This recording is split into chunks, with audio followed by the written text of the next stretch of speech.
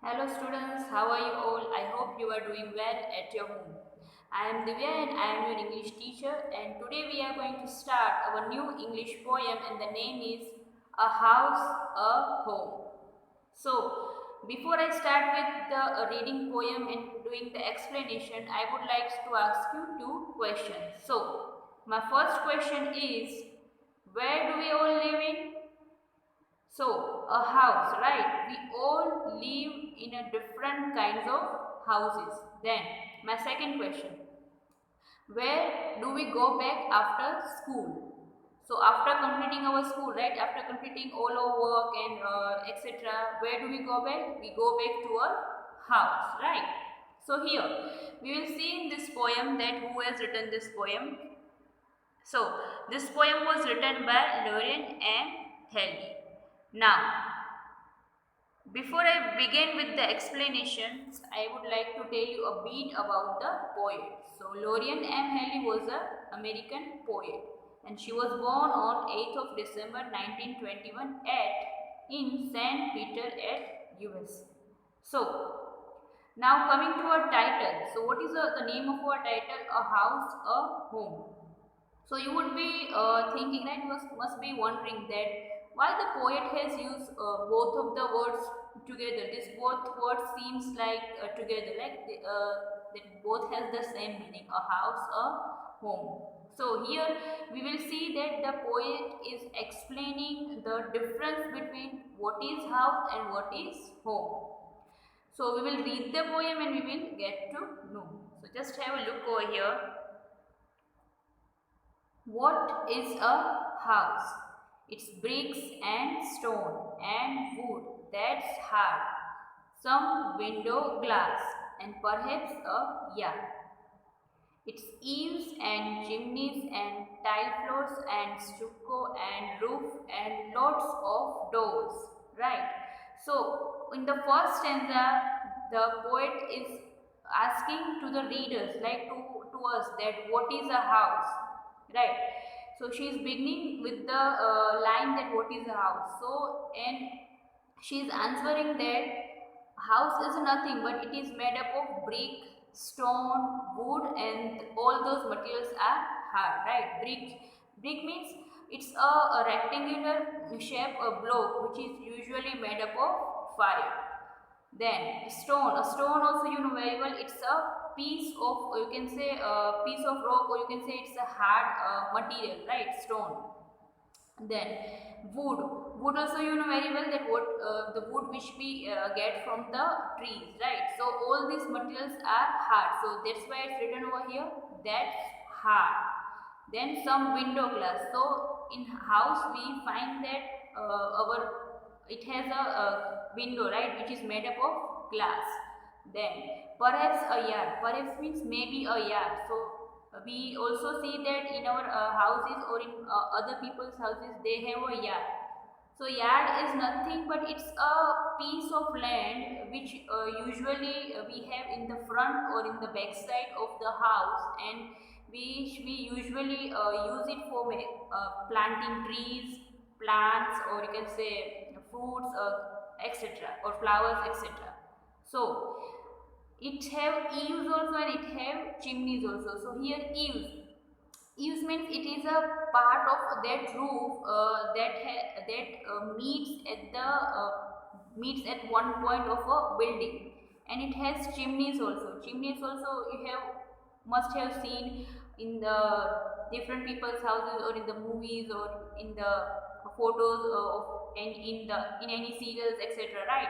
That chimney, it's a one kind of a hollow structure from which the smoke gets passed, or smoke get escaped from the building.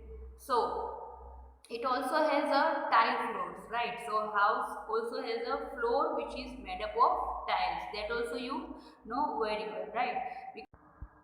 And stucco and roof and lots of doors. So stucco means it's a plastered walls, right? Which so many houses are made up of plastered walls. And roof also you know very well, right?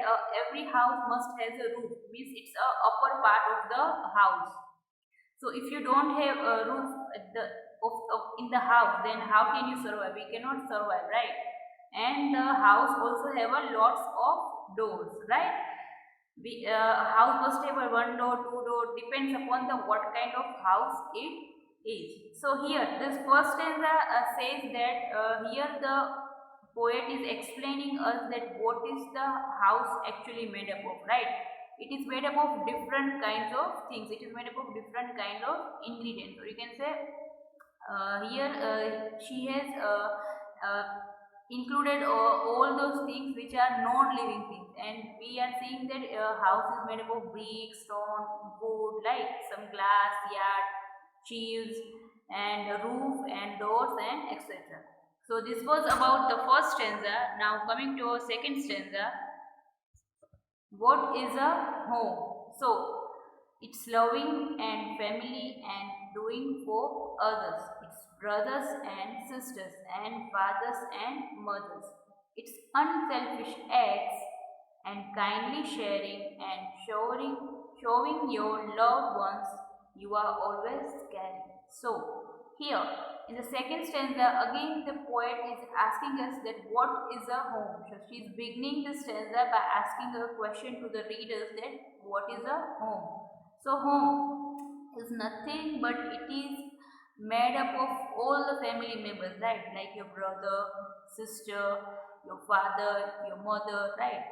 Then your you can say your aunt, your grandfather, your uncle, and they all do love and care for each other. Like they all act in an unselfish manner, means they act without any unselfish interest, and they help each other, they care for each other, like, and they show their love to their loved ones. They show their love and they show their kindness to their loved ones. They show the caring for the loved ones, like how they are concerned about their family members, right?